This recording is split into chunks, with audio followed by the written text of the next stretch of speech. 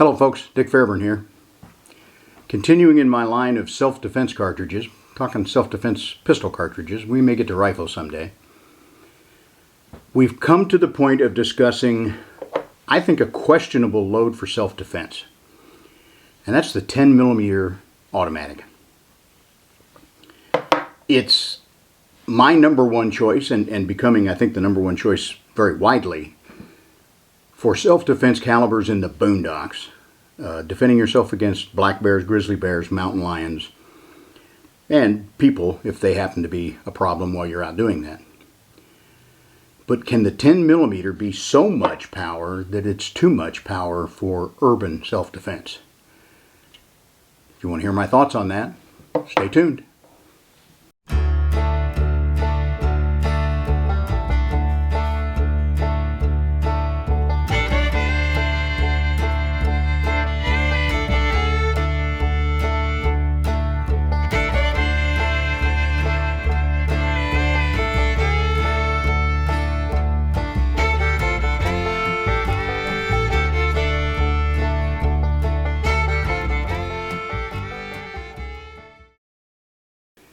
When I discussed the 40 Smith & Wesson pistol, I had to do that by telling the backstory of the 10mm. And for a quick review, the 10mm was the brainchild of Jeff Cooper. He thought that we needed around maybe a little bit more modern, a little bit more powerful than the 45 ACP. And he thought it would be suitable for both hunting for small to medium game as well as self-defense. And the power floor he recommended was 40, 200, 1000. 40 caliber bullet or larger, 200 grain bullet or heavier, 1000 feet per second or more. But the 40, 200, 1000 he thought was the floor that we would build on. And the first pistol to come out in that was a variation of the CZ75 pistol, created by Dornhouse and Dixon. They had pistol manufacturing problems. They had horrible magazine problems, and I'm aware of several people who have a Dornhouse and Dixon. The pistol was called the Bren 10. I know some people who have Bren 10s but don't have magazines, so they're paperweights. they're essentially worthless. Colt very quickly rechambered their 1911 for the 10mm once it came out. Norma developed the ammunition, and they beat Jeff Cooper's specifications. It's a pretty spicy round. It's 40 caliber. It was a 200 grain bullet, just what Cooper wanted, but they were going 1200 feet per second from a 5-inch barrel. And a lot of people compare it to the 357 Magnum, and I think they're doing that maybe on kinetic energy values, which I've said before, I don't think kinetic energy really... It can compare different loads and kind of say that, well, this one is more powerful than that one because it develops more kinetic energy. But I don't think kinetic energy translates into downrange performance. The wounding potential of the bullet, I don't think, is influenced much by kinetic energy. It's bullet design, impact velocity, and a lot of other things. So the 10 was adopted quickly by the FBI in the Smith & Wesson 1076 pistol. Big, stainless steel, all steel pistol. They were shooting the full charge 10mm loads, and very quickly they found out that the pistol was too big for most of their people to carry in plain clothes, and the load was too hot for most of them to manage in a self-defense shooting kind of situation. So they started backing the load down. They brought the velocity down substantially, which brought the recoil down substantially. And what they created was, some people call the 10mm FBI. The more common name is a 10mm light. Smith & Wesson at that point in about 1990 said, we can get the light level of performance in a shorter 10mm diameter case with the overall length of a 9mm bullet, and we can put it in 9mm size pistols. And that's where the 40 Smith & Wesson came from. At that point, when the 40 Smith & Wesson took off and very possibly became the #1 police cartridge in the United States, the 10mm started a very rapid dying program. In the last decade or so, we've seen the 10mm make a comeback. But the comeback has not generally been as an urban self-defense load, but as a backcountry self-defense load. Just last month, I was in Wyoming. I was looking at the pistol cases at a store. And in the full-size pistols, they had 1911 pattern pistols from several manufacturers. They had Springfield Armory pistols, Glocks, SIGs. One thing I noticed is in the full-size pistols that could handle a 45 ACP, one of them was chambered for a 9mm, and that's a growing trend in 1911 pattern pistols, and it's not a bad trend. I like 9mm 1911s. A couple of the pistols were in 45 ACP. All of the rest of them were 10mm. So people buying the large frame pistols out in the state of Wyoming, for the most part, are looking for 10mm pistols. And they're doing it for bear defense. When I lived in Wyoming, grizzly bears were in Yellowstone National Park, and occasionally a hunter would bump into one within 10 or 20 miles of the park. But outside of Yellowstone Park, grizzlies were pretty much unheard of. In 1988, when Yellowstone had the big major fire, the whole ecosystem of the park was disturbed, and the remaining grizzlies were pretty much pushed out of the park. Now, for several generations, they had been living on garbage dumps or picnic baskets like Jellystone Park. But when they got pushed out of the park, grizzlies had to learn how to be grizzlies again. And it had been after the garbage dumps were closed, after the garbage containers in the campgrounds were made bear-proof, the bear population in Yellowstone was plummeting. They didn't know how to be bears. But when they got shoved out into the national forest, they had to learn how to be bears again. They had to find traditional food sources that grizzlies used. And after a few years when they did that and learned how to be grizzlies again, the population outside the park has exploded to the point that hunting really should be allowed in Wyoming, Idaho, and Montana. That I'm aware of this year, there were 4 people killed by grizzlies in Wyoming, Idaho, and Montana, and I'm probably missing some.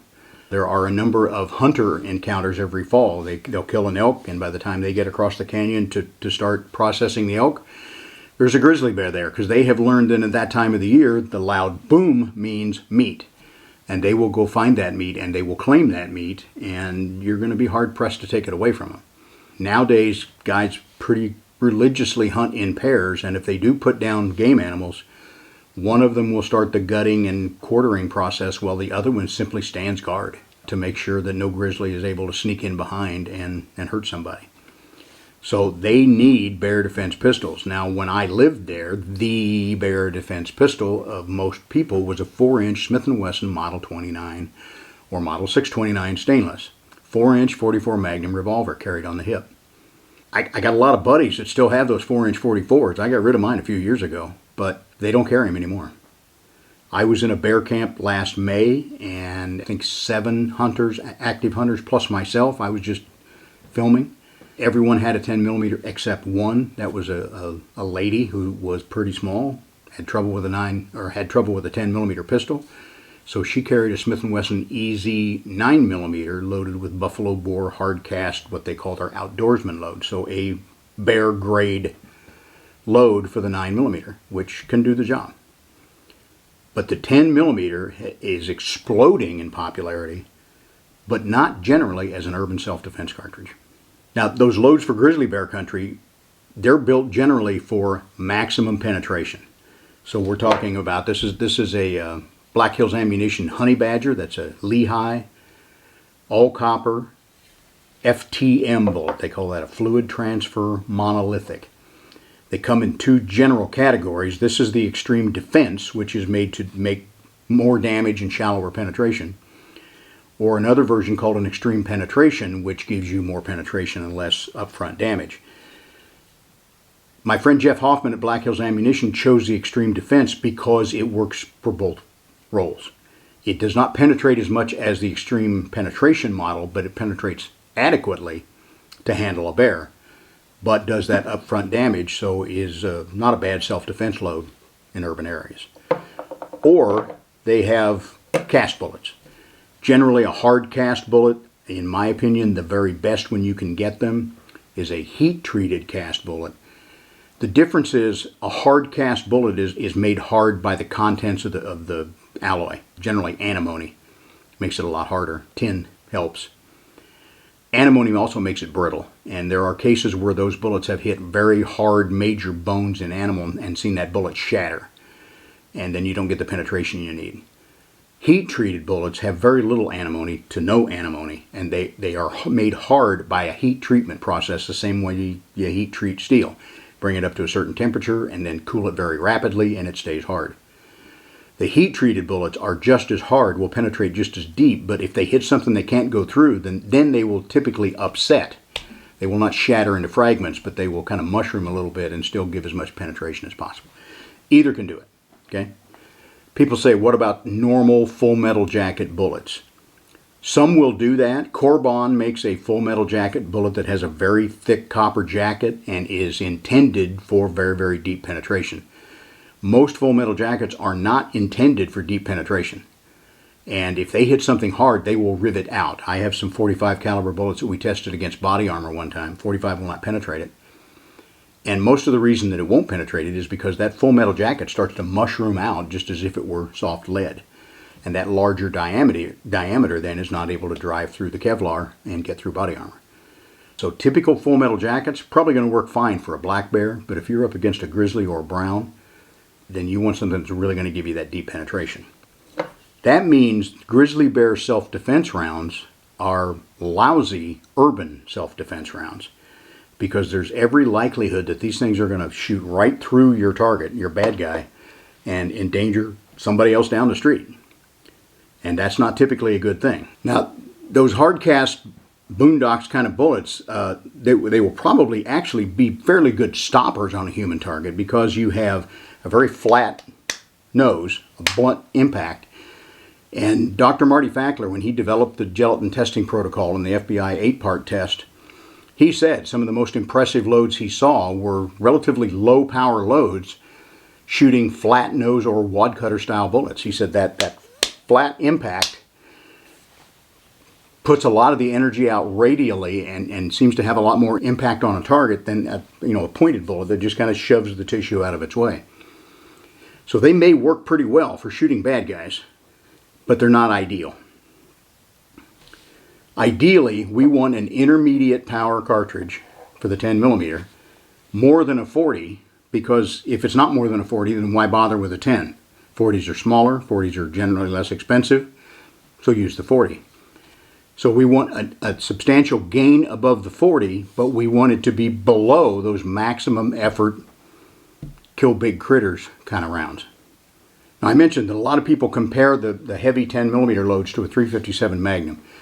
And I think they do that by kinetic energy. But even if we do care, let's say a 200 grain bullet at 1,200 feet per second, which several factory loads out there can beat that now. They're pushing 1250 or more with a 200, or they're pushing 230 grain bullets up to 1,200 feet per second.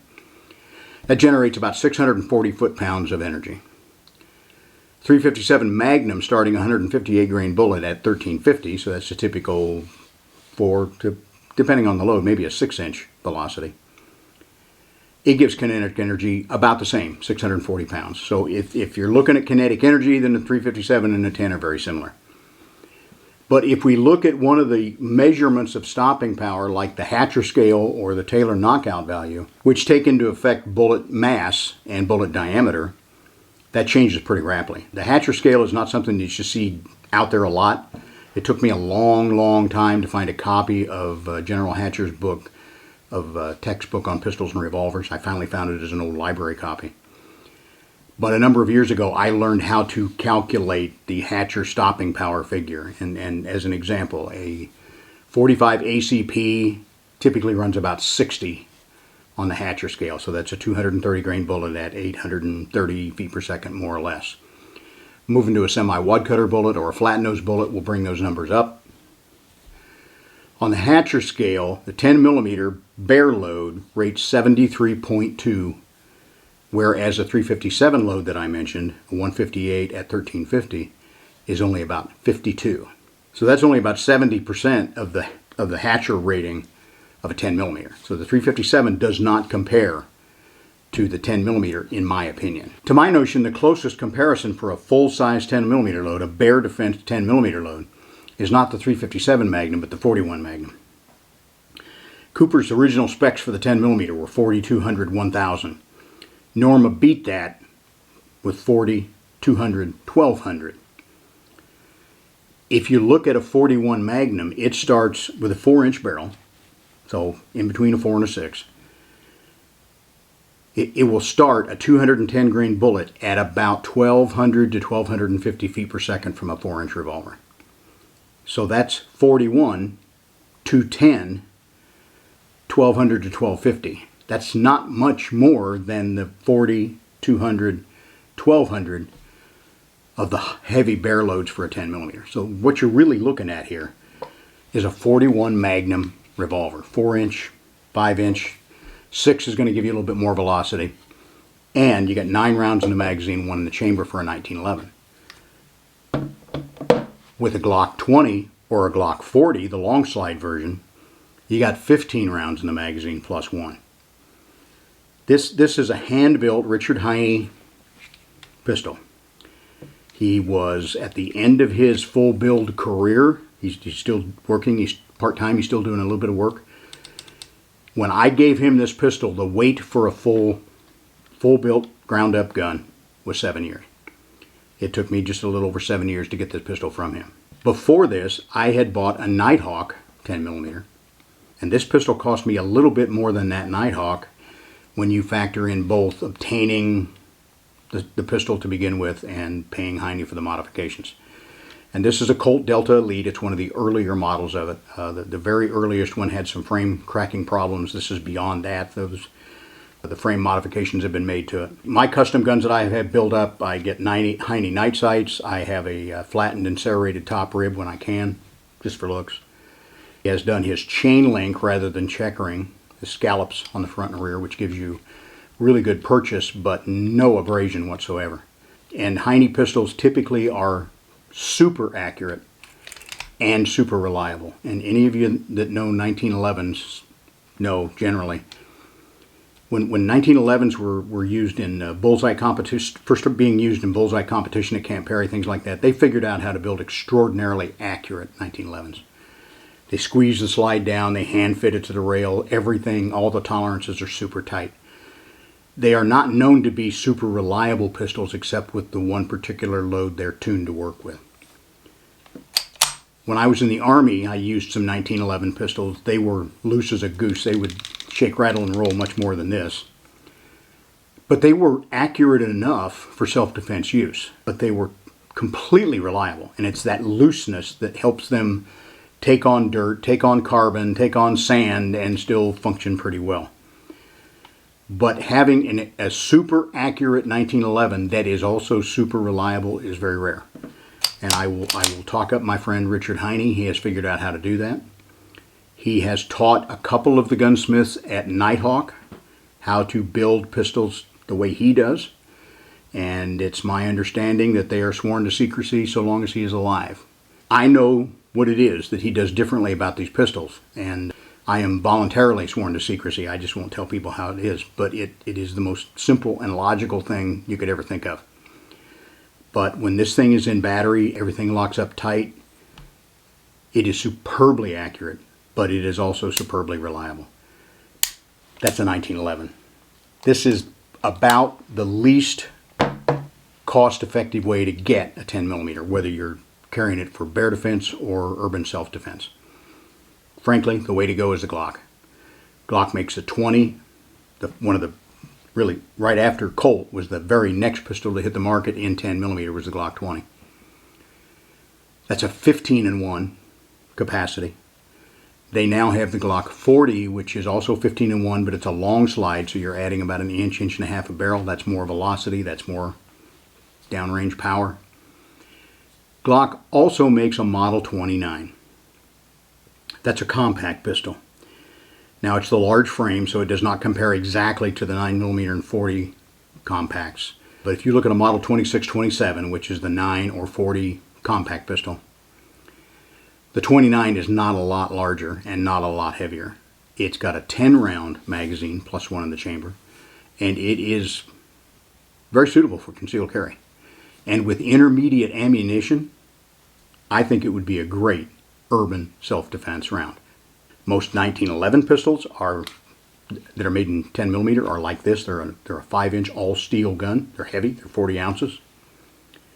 Long slides will add velocity again, but then you're adding another 2 or 3 ounces of weight on there as well. A lightweight Commander 1911 pattern pistol in 10 millimeter, and if you stuck with intermediate loads that I'm going to discuss, I think it would be fine for self-defense. I think it would hold up pretty well, but if you start putting those heavy bear loads in there, you're going to start wearing that pistol out pretty fast. Now, I'm going to have to admit that I was not up to speed on the breadth of the 10 millimeter loads that are available on the market today. My focus on the 10 millimeter for the last several years, probably 10 years, has been those heavy bear loads for the times I go to Wyoming and find myself in grizzly country. There are actually a number of very suitable urban self-defense loads on the market for the 10 millimeter once I do an internet search.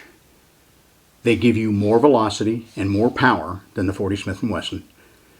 I mean, otherwise, why get a 10? If it's not much more, if it's the true old 10 millimeter light load, then leave the big heavy 10s at home and carry a 40. But we can get more power. The 10's capable of a lot more power. I mentioned the Black Hills Honey Badger load. This is only a 115 grain bullet, going, as I recall, around 1,600 feet per second. So lightweight, high velocity. It's on the edge of marginal for penetration in a grizzly bear, but I think it's going to do the job. But it does a lot more upfront energy with this Extreme Defender Lehigh bullet. Good self-defense load for urban areas. Corbon makes a 150 grain self-defense jacketed hollow point that adds 125 feet per second over what they loaded in the 40 Smith & Wesson. Winchester, Federal, and Speer all have intermediate power self-defense loads, which typically add about 100 to 150 feet per second over what they're loading in the 40 Smith & Wesson. So, if you want to compare one of the compact 10 millimeter pistols to one, let's say in 45 ACP, you're going to gain another round of magazine capacity. Modern 45 pistols are 8 rounds. When you go to the 40 or the 10, you got 9 rounds plus 1 in the chamber. You're going to have similar recoil levels to a 45 ACP, but you're probably going to get deeper penetration due to the 10 millimeter having greater sectional density. That means it's a narrower diameter for the same amount of mass, of weight. So one of these intermediate loads in a compact pistol, like a Glock 29, could be a very serious urban self-defense pistol. And at the same time, shooting a little bit of those heavy bear loads in it is not going to wear it out at all. So it could do double duty of being small enough to be concealed in an urban environment, but powerful enough to deal with the heavy critters out there in the boondocks. So where does this thing rate in terminal performance? We got more power than a 40, and I called a 40 reliable. In fact, for law enforcement use, I called it the Goldilocks round. Not too big, not too small, just right. The intermediate 10 millimeter in a concealable pistol is at least as good. So I'm going to give it that reliable category. It's going to rate as well as a 45 ACP. The 40 Smith & Wesson, only better. 357 Magnum revolver. This is going to be a very serious urban self-defense cartridge. So that's what I think of the 10 millimeter. I think it's great for the boondocks with heavy pistols and heavy loads. It can be perfectly adequate for lighter pistols, lighter loads, when your adversaries are 2-legged instead of 4-legged. Okay, that's the 10 millimeter. Next up, I'm going to go into a category that some of you may be upset with. I'm going to talk about the 25 ACP, the 32 ACP, and the 22 long rifle. And I give them the term that a lot of people do nowadays. I call them mouse guns. What about we're going from one extreme at the 10 millimeter to the other extreme? Are mouse guns ever suitable for personal self-defense use? It'll be out next. Folks, I appreciate you watching these videos. My numbers are going up. So if you could subscribe and give me a like, leave a comment, that's all going to help me grow the channel. So I thank you very much for watching these. It's an honor that you do. Be safe out there, folks. Thank you very much. Okay, we got them both here now. You ready? Bud got one. Ginger got one.